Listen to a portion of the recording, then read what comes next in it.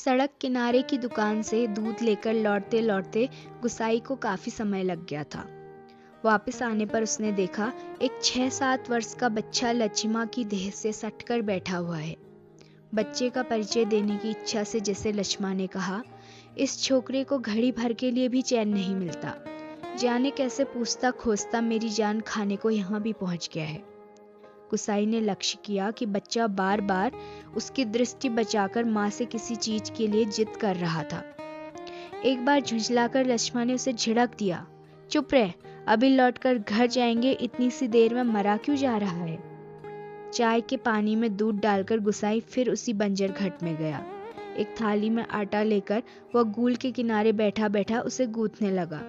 महल के पेड़ की ओर आते समय उसने साथ में 2-1 बर्तन और ले लिए। लक्ष्मा ने बटलोई में दूध चीनी डालकर चाय तैयार कर दी थी।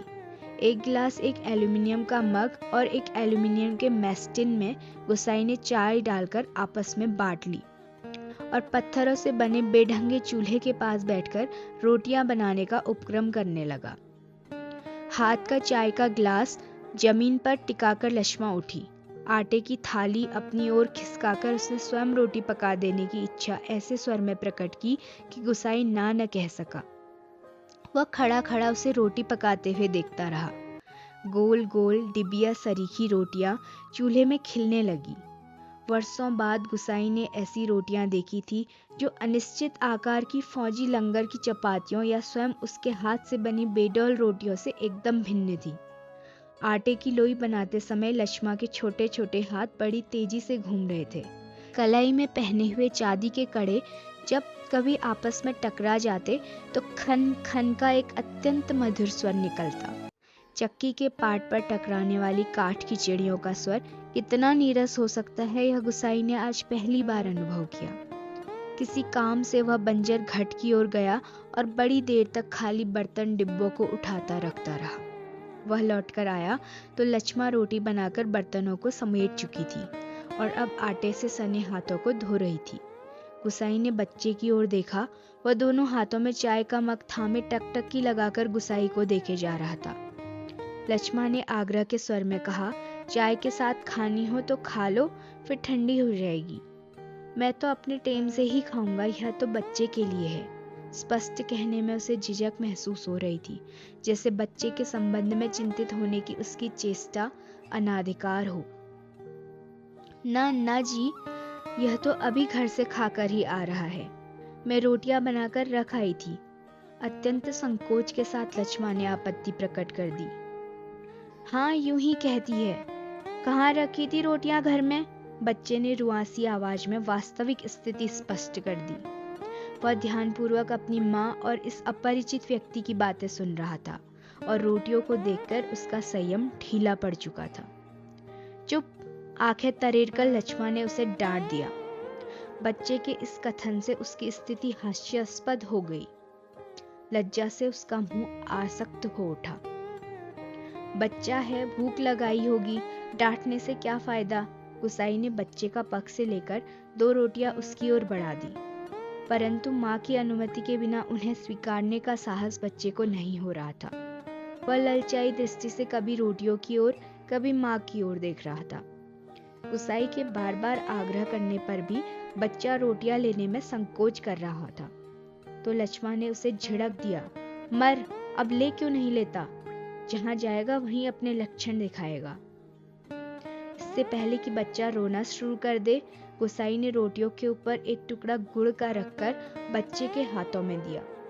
भरी भरी आंखों से इस अनोखे मित्र को देखकर बच्चा चुपचाप रोटी खाने लगा और गुसाई कौतुकपूर्ण दृष्टि से उसके हिलते हुए होठों को देखता रहा।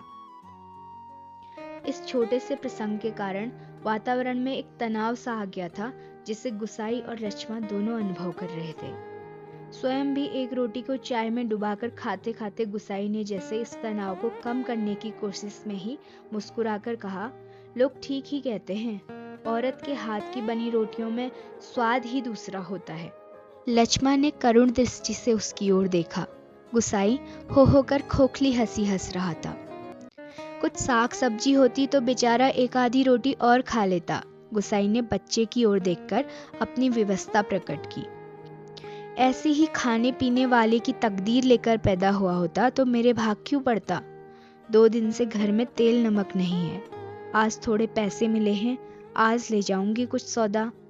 हाथ से अपनी जेब टटोलते हुए गुसाई ने संकोचपूर्ण स्वर में कहा, लक्ष्मा। लक्ष्मा ने जिज्ञासा से उसकी ओर देखा।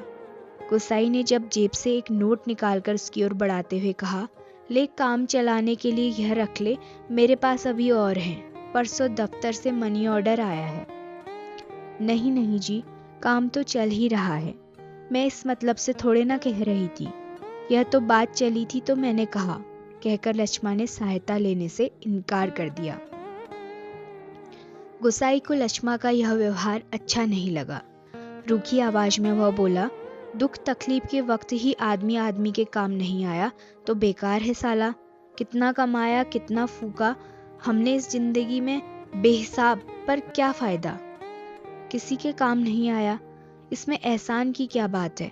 पैसा तो मिट्टी है साला। किसी के काम नहीं आया तो मिट्टी, एकदम मिट्टी।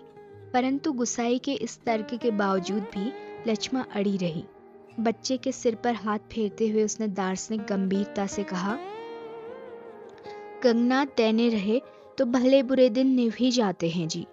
पेट का क्या है, घट के खप्पर की तरह जितना डालो कम हो जाए। अपने पराये प्रेम से हंस बोल दें तो वह बहुत है दिन काटने के लिए। गुसाई ने गौर से लक्ष्मा के मुख की ओर देखा। वर्षों पहले उठे हुए ज्वार और तूफान का वहां कोई चिन्ह शेष नहीं था। अब वह सागर जैसे सीमाओं में बदकर शांत हो चुका था। रुपया लेने के लिए लक्ष्मा से अधिक आग्रह करने का उसका साहस नहीं हुआ, पर गहरे असंतोष के कारण बुझा बुझा सा वह धीमी चाल से चलकर वहां से हट गया। सहसा उसकी चाल तेज हो गई और घट के अंदर जाकर उसने एक बार शंकित दृष्टि से बाहर की ओर देखा। लक्ष्मा उस ओर पीठ किए बैठी थी। उसने जल्दी जल्दी अपने निजी आटे के टिन से 2-2.5 सेर के करीब आटा निकालकर लक्ष्मा के आटे में मिला दिया और संतोष की एक सांस लेकर वह हाथ झाड़ता हुआ बाहर आकर बांध की ओर देखने लगा। ऊपर बांध पर किसी को घुसते हुए देखकर उसने हाँक दी। शायद खेत की सिंचाई के लिए कोई पानी तोड़ना चाहता था। बांध की ओर जाने से पहले वह एक बार लक्ष्मा के निकट गया। पिसान पिस जाने की सूचना उसे देकर वापस लौटते हुए फिर ठिठक कर खड़ा हो गया। मन की बात कहने में जैसे उसे झिझक हो रही हो। अटक अटक कर वह बोला, लक्ष्मा। लक्ष्मा ने सिर उठाकर उसकी ओर देखा। गुसाई को चुपचाप अपनी ओर देखते हुए पाकर उसे संकोच होने लगा। वह न जाने क्या कहना चाहता है। इस बात की आशंका से उसका मुंह का रंग अचानक फीका होने लगा। पर गुसाई ने झिझकते हुए केवल इतना ही कहा, कभी 4 पैसे जुड़ जाएं तो गंगनाथ का जागर लगाकर भूल चूक की माफी मांग लेना। पूत परिवार वालों को देवी देवता के कोप से बचा रहना चाहिए। लक्ष्मा की बात सुनने के लिए वह नहीं रुका। पानी तोड़ने वाले खेतीहर से झगड़ा निपटाकर कुछ देर बाद लौटते हुए उसने देखा, सामने वाले पहाड़ की पगडंडी पर सिर पर आटा लिए लक्ष्मा अपने बच्चे के साथ धीरे धीरे चली जा रही थी। वह उन्हें पहाड़ी के मोड़ तक पहुंचने तक टकटकी बांधे देखता रहा। घट के अंदर काठ की चिड़िया अब भी किटकिट की आवाज कर रही थी। चक्की का पाट खिस्सर खिस्सर चल रहा था और मथानी की पानी काटने की आवाज आ रही थी और कहीं कोई स्वर नहीं। सब सुनसान, निस्तब्ध।